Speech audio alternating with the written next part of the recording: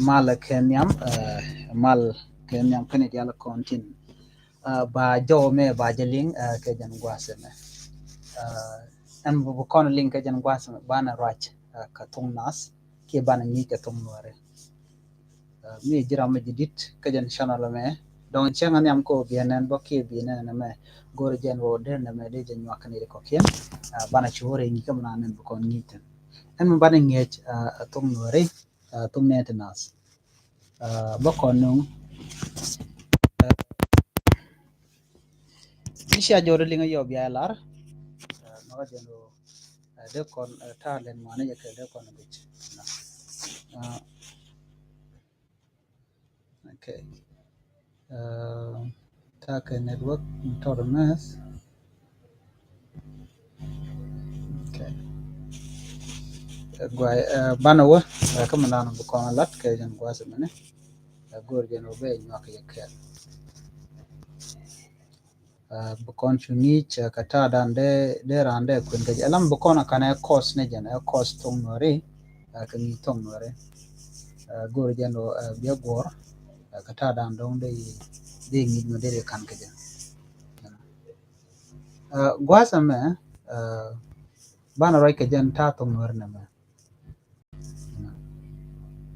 an tong nuer gwa ko jan dan ban ngitin gor jan rande ja gor ko da to ko ja da ja kula ngach ka tong nuer gwa sa me to kon ke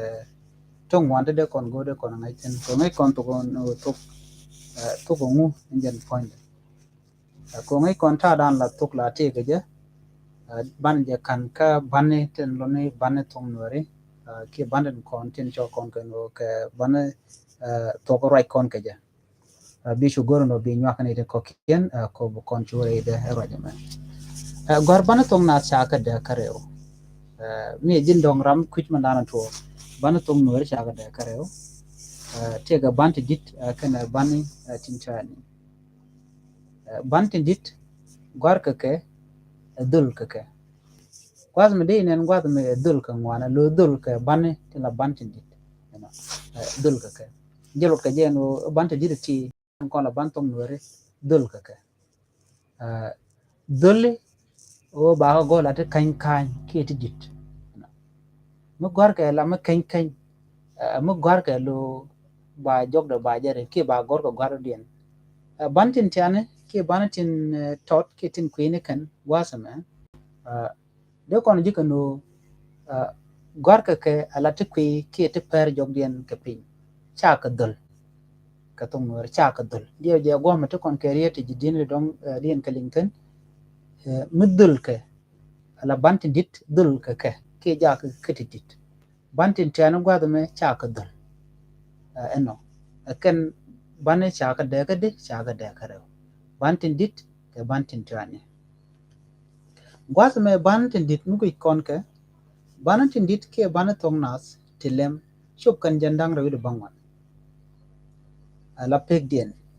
re dien kan bana titi te bana yala tin ba duno kan bana tin la re ke tin cha banjor kan kamatan numat kore bana tin de ka jandang rawi de bangwan te mat kare bana bangwan tin konten wo kon lo gor de madien dial ban ti chop ka jandang diok de badak la bana yale re bana ka bana shek jodian kan dial ma shaka mat de bana tong nuer de ka jandang jok de badak news no kan bana tong na dial ka jandang jor badak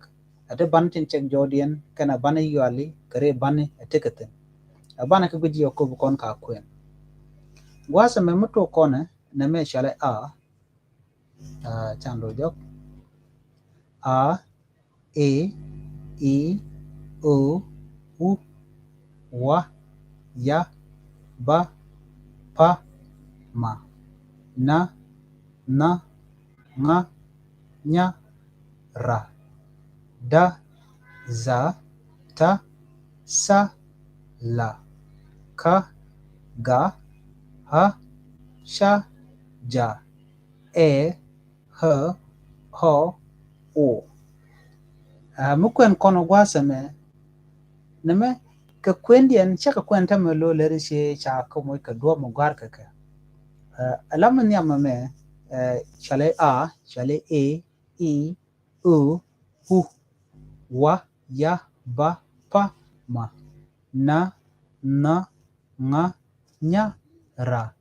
da, za, ta, sa, la, ka, ga, ha, sha, ja, he, ho, o. Ano. Bi chunga jano di ka kwene no kan ban ti ti gwi kon ka ti ka ban ten shal ke e ban tindit ka ban tindit ti ka ban tintane ban ti ka ban tintane ti gwi en ka mane ala kana ban en kono pa kono gwi kana kelo a e o u wa ya ba pa ma na nga nya ra da za ta sa la ka ga ha sha ja he ho ho chana kan nen tam kan ban ti kan ban ti nen kon gati ka ban tin shek jawdien ka ban tin chol kon ban ti tani you know ci kon ban tin tani kana ban ti dit ci kon nen tam ti ka ban tin dit titine ka ban tin tani alo akena kelo jawdien jana kelo ene gwari en karwada ti ke diwo mo kon ka ta danen gwar ke ban tong nat ke ja ban nyoko jien bu kon nyok gwasame bana tong na cha ka de ka di mi te ki ji bana tong na cha ka de ka di bana tong na cha ka de ka di gwas nem ju ko ra jene no cha ka de ka re anin chol ko ne kan bana karodian te ka bana tin dit kana ban tin chani anyok cha ga bu nyok de ka di kan bana mi cha chole cha ka de ka di radian kan bana tong no radial te ka bana che jodian bana yuali ka re bana gwasame cha bana che jodian kana ban yu ala chaga da chari bandin kono kan matin chago nyogo none kan kwala cholo no e chaga de ka dikan ban tok nas dia bantin chek jodien ban yu ali kan re ban ta danen de bandin chek jodien de gor ka je ban ku kel ka ban yu altin kon tingu kon kan go de do danan de gor ka je kan ban yu ali ban ka kel kre ban ka ta dan en de kon tung nuare de kon ngai keje ke de kon gwi keje ta dan de num de lat keje gwasa me kone ko lan nuare ko gor kono bana tung nuare bana je ngai ke do bo tok tok Allah yudan chikan tung nuare chikan kana lam dit no kan kon dek den kan kon ngaja gwan o de ga dagdi ko me ngai kon dek den bana kon la bana tung nuare ngai kon bana tin chek jodien ngai kon bana yual ngai kore ban de kon do galo kujimo jugo kono no de konu tin ka tin kon tin gor kon kan go de kon ngai ki tong nore ko jan do bran ban tong nore ban ja ngai keja ana chana nyogo jen nyok bana wo ka tin kon tin pai kon kalat ala bani tin kon tin ni bani tin chek jodien kana bani tin kon chal ka bani yale kare bani gwasa me la menyam bani tin chek jodien kan bani chek jodien mi jini gujika de kon gujeno cha ban yu ala cha ka wuiten kan bantin chek jodien gwasame ka wel bangwan kan bantiti kan la to ke rieto ka gwar mi gor kon jen wo bariet baje to ka gwar la bantin chek jodien la ka to ka rietin kontin gwar ka ni siang bi ngaje na me mi to ka riet ka tong nuare ke ka tong nat la kona gwar ka nungu la kona gwar ka ne ban chek jode baje kulu gor a bando dien bado diana mo ban joji ko yo chale bayol ka kere bane re bane la kalat ka der ka kana lat ka gene ma tangot ne duno ka banen shek jodien la kalat ka ne kana to ke riedo no shit ka me lat kon gwad men o banten shek jodien chop ko de chop wal bangwan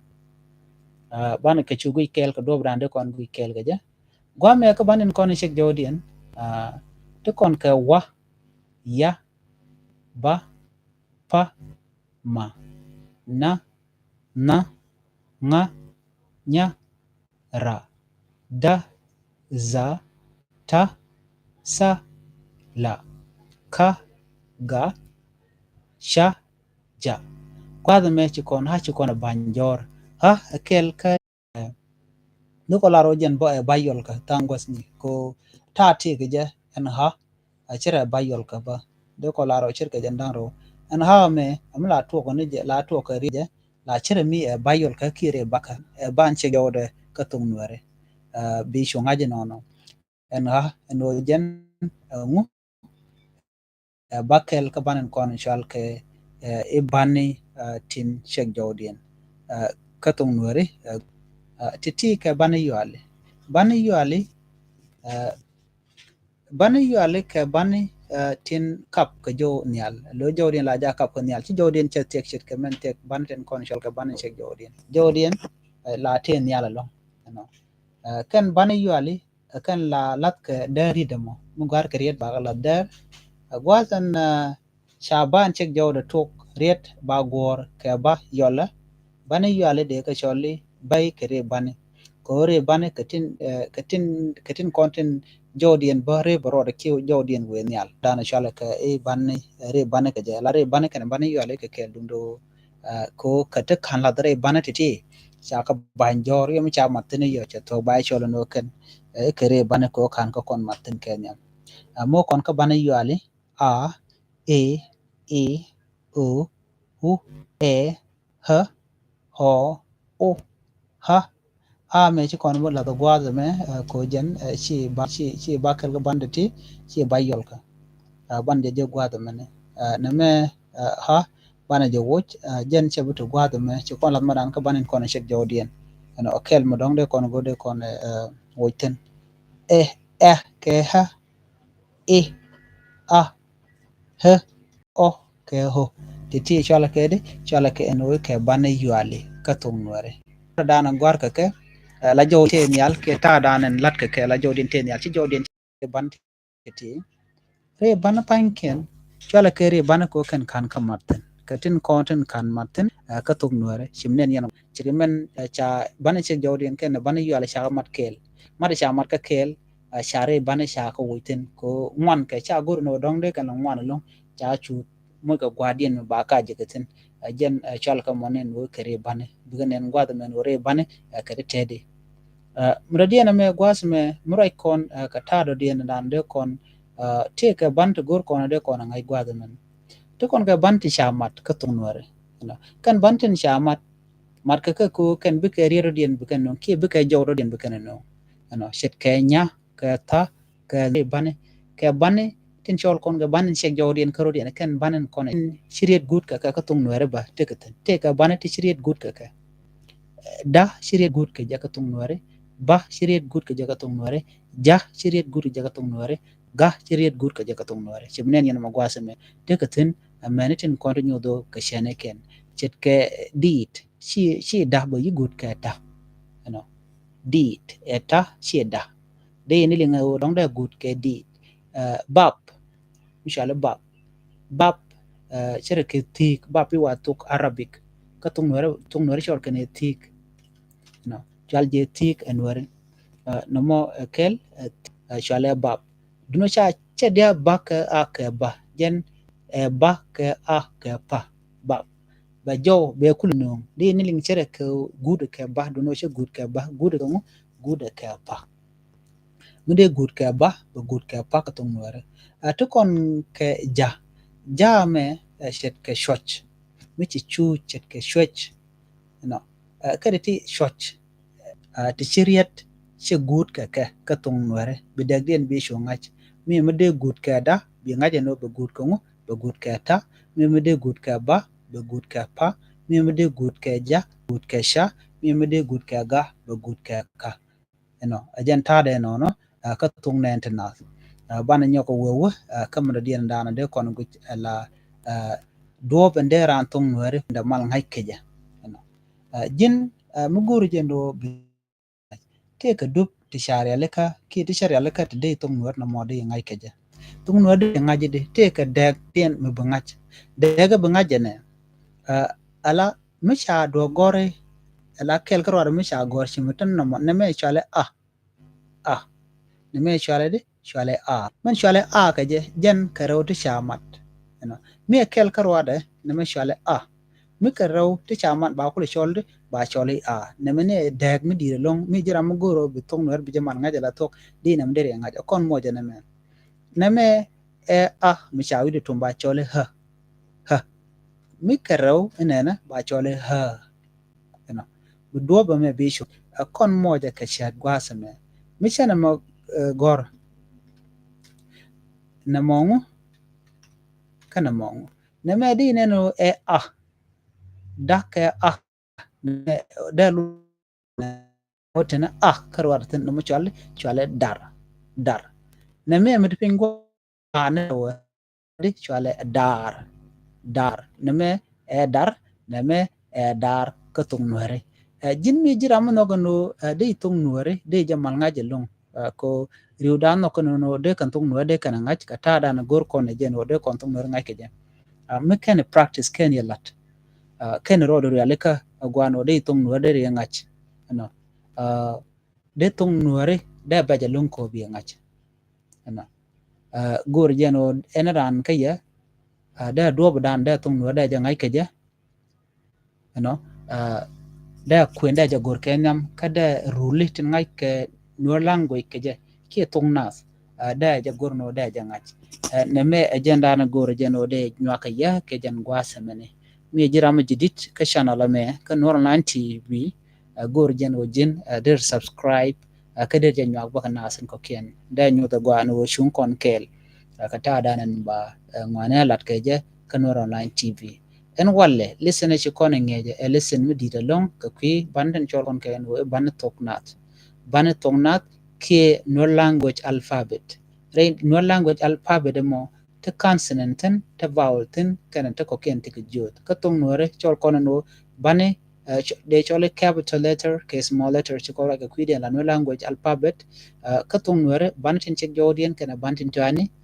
re bane kana bane yuale kane di alto kan ko la da ka jen lesson me ke ka jen ko so pai kon gorne bana je kam do dien ko gor kono de kon tung nuere de kona ngeni shang bi gor ban wojen kan war online tv bileren kono ba no ko ka link ten ke bi ko kon ka tung nuere ko jen do dana bi to du ke do di tung nuere ngai ke je bi cho practice no no ke bi hon ajan do danen let nuer online tv ke jako bi yen ler bien kalin ka tung net nas ke bi atung nuer bo ga janga nyetin bo ko do dande rande kuin ke je me jira me dong de te ke tish ke de gor teaching gwa de me feel free gor no jinba de red dande de gor de ngach de ngach man jaga gor belar kon tung nuer jida ngwana no jida ngwana ka jona ta la joda nan ka ngwana ke je chu tung nuare akel dundo ko jot ke teken ka dak no tege ne to wan tege de la gwar ke de dong chi shat teke gwat ma amena ko lo jo gwat ma gore je no ba ma tot ben kon gwa mene am gore no de kon de nywa kon kel no men gore ba nywa kon kel ja ko mene no teke tung wan long to goro dong de ran da ka ngach ka kon ko ci ne tin wana long dong la weekend wo dong na mo chelet gor je no de nywa kon tel min net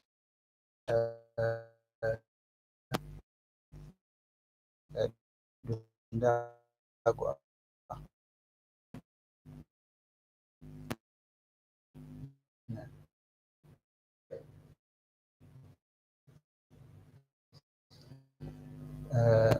dio je ci ba gor no ba je non kon ko kor wasen be ke jen gwas men tama ko chana roja me chana jaling ba gor no bana chongon gwasa mene ko bu kon listen do dien ka tung nuare bana je kule man je kule jek ndan dong de kon tung nuare kon ngai keje teram te gwasa me mo dong de do gor te garam shi gwasa me no.